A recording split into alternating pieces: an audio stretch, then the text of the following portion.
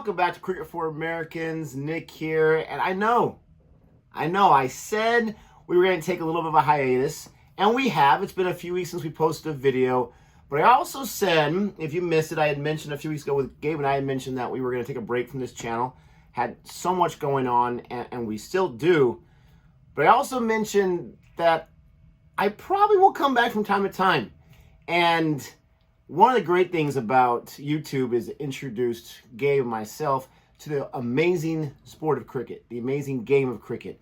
And it wasn't planned, it wasn't on purpose, but we had taken our hiatus right before the World Cup started.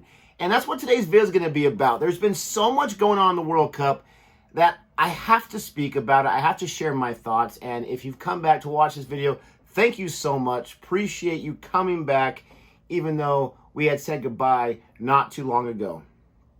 But there's a lot going on. And if you know me and if you know who I root for, you kind of know possibly what I might be talking about here. But let's get started overall. The World Cup is almost, or maybe it is about halfway through, because we have 10 total teams. And so far, only India and New Zealand have played their 5th match. So 4.5 matches is halfway there. Not yet half the team, so we're almost at the halfway point, almost. And it's been very, very interesting. If you did not know, England is the reigning ODI World Cup champions. They're also the reigning T20 World Cup champs. I don't know how it's going to go for them this time around. Before I get into what's going on, please do me a huge favor and don't forget to like and subscribe, as we might still continue to do some videos from time to time, especially when the World Cup wraps up. We'll definitely have to get our thoughts there. I know Gabe is itching to share some things as well. All right, so I'm going to start this video as an England fan because I do root for England cricket. It's rough. I mean, look at them right there at the bottom of the barrel, right there with Afghanistan. Their lone win has been against another one-win team, Bangladesh. That was their only win so far. They've lost against every other team that they've played against, for crying out loud. And it's been bad for them. It's been absolutely terrible for England, no matter how you slice it. If we look at their most recent matchups, okay, they lost to New Zealand by 9 wickets. Okay, New Zealand's a pretty good team. Then they beat Bangladesh. And then if we go down here, Afghanistan. They beat Afghanistan by 69 runs. Hey, not too bad right there. They lost. They lost to Afghanistan by 69 runs. Not too bad for Afghanistan, right? Bad for England. Nothing against Afghanistan, but they are in the very last spot by net run rate below England. So that was pretty bad. And then England most recently lost to South Africa. Now, South Africa is a fine squad. They absolutely are. But look at the score. 399 with 7 lost.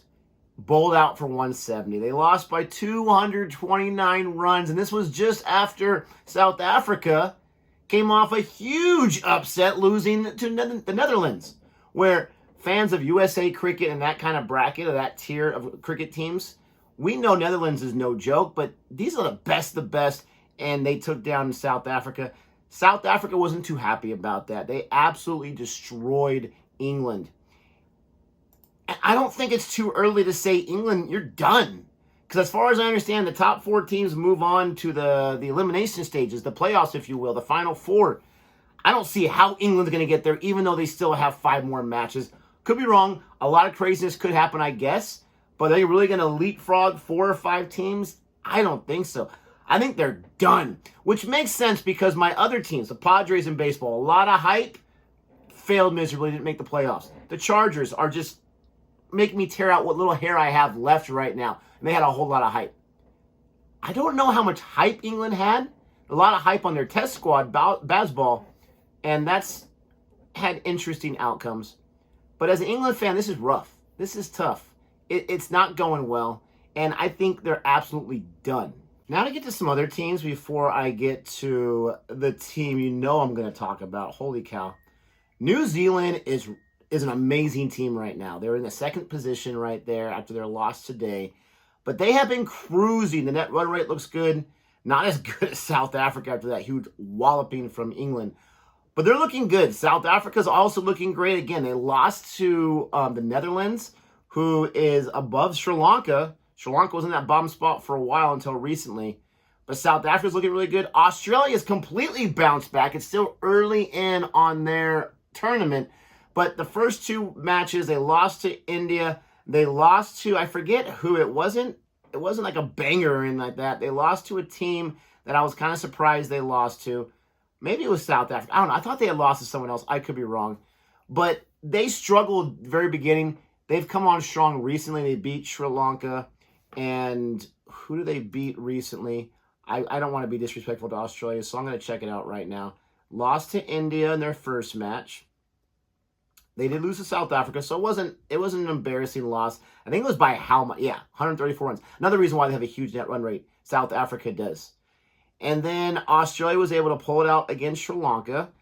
And then they were also, they beat Pakistan pretty bad. So it looks like they're back on track, which I don't hate Australia, but Nick, the character, hates Australia, so it's bad for me because I want to see Dr. Jihan cry and Gabe cry and all that kind of stuff.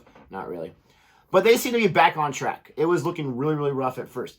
And then you got Pakistan, who, again, they look really good sometimes, and they don't look really good. They got Rizwan, who I believe is two top run scorers so far in the tournament. But they can't be consistent enough.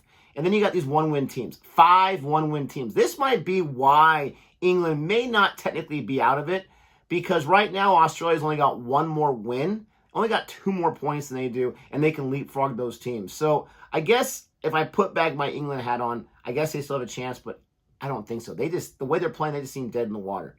But you have these other teams that are playing well, but it looks like the top 3 are the cream of the crop so far. Let me know, are you a fan of South Africa, New Zealand, India? Where are you feeling about it? How are you feeling about it? New Zealand's got the top wicket taker in Mitchell Satner right now. They have Daryl Mitchell, who I believe in the match today went off. If not, he's a top 6 run scorer.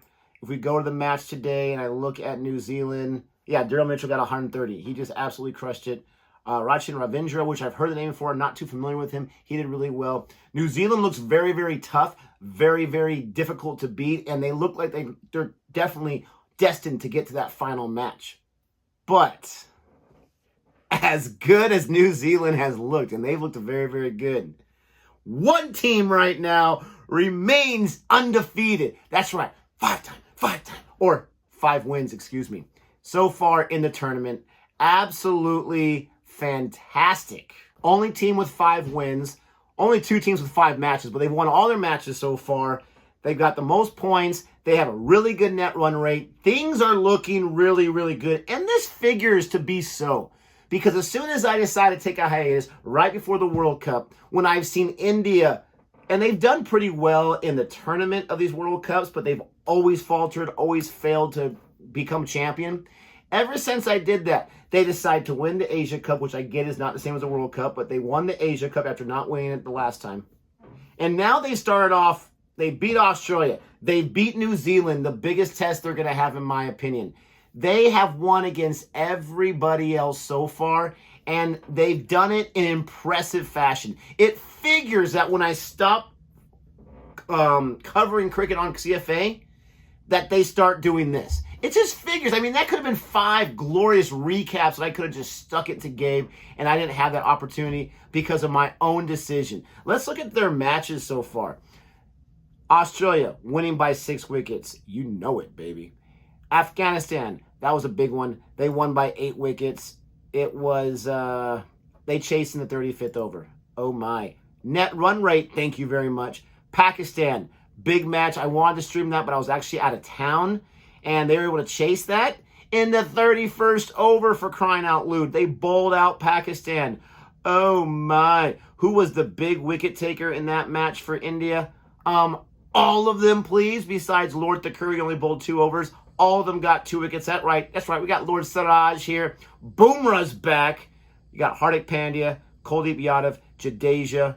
I mean, everyone's healthy right now for them, basically. What you want, what you need. You need the spinners in one match. You need this or that. And, of course, the tournament's in India. So the fact that they're showing out in front of their fans, in front of their home country, this is just exactly how you'd write up the script if you're an India fan, right? And then they beat Bangladesh. No surprise there, but that would be like a game that they would lose because Bangladesh is no slouch. They're not that far behind the top tier teams. And then today they beat New Zealand, and I kind of alluded to that earlier. Spoiler alert. It took them till the, 48th over to chase. Okay. Rohit Sharma, once again, he's been completely solid. We're going to talk about him in a second. Very, very solid. Virat Kohli has been Virat Kohli. King Kohli's back in this tournament. Let's just hope he has some left over if they get to the Final Four, which they should. Hopefully, he has some left in the tank for that. But then you talk about the bowling. Shami with the fifer against the big bad New Zealand. The team that Gabe says is the best at fielding in the world, and they have been for about the last 5 years. 5 wickets against those batters. Kuldeep Yadav, whose career basically looked like it was done a few years ago. 2 more big wickets here. Bumrah's there. Siraj is saying, hey, I'm always going to have the party going on here. And it was interesting because look at this. Look at the score. They didn't get the second wicket until the score's 178. All right? Their third wicket, until 178. Daryl Mitchell was doing his thing, but nobody else besides Ravindra was able to. Once they got Ravindra's wicket there, and the 4th wicket, then that really, really helped sail things home. But you're talking about a team that hasn't choked yet.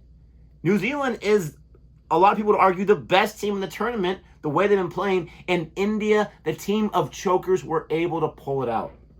It's been so much fun for me to, I haven't watched all the games, I'm not going to lie. These games start when I'm in the middle of my sleep, for crying out loud. But it's been fun when I can't watch them to wake up and see the score and say they won again, and won again. I was so excited to see that they had won against New Zealand when I woke up this morning. I had an early meeting at church I had to get to, so I had to get my sleep in. Couldn't watch the match.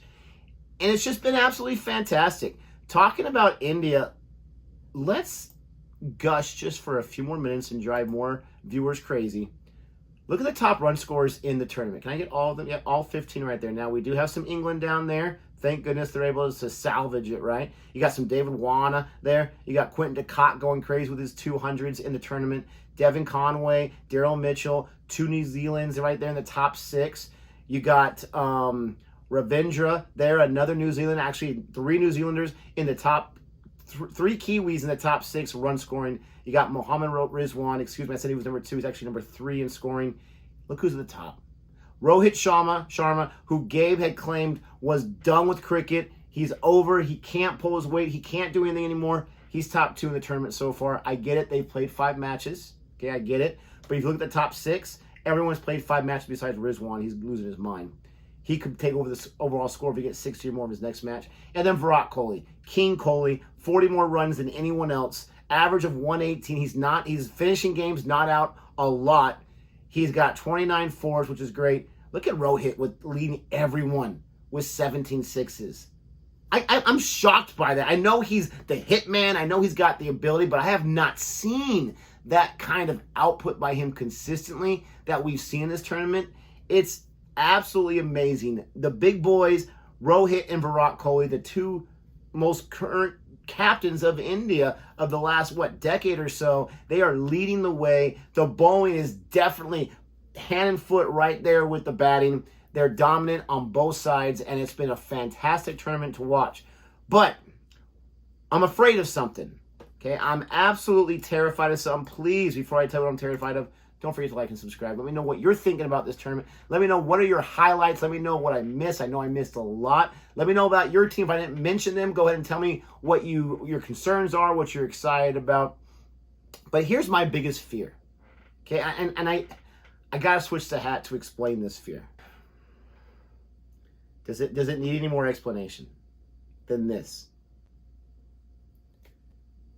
I don't want this Indian juggernaut of a World Cup 2023 team to end like this team ends every single year. I'm a huge RCB fan, hence the custom hat that I had made.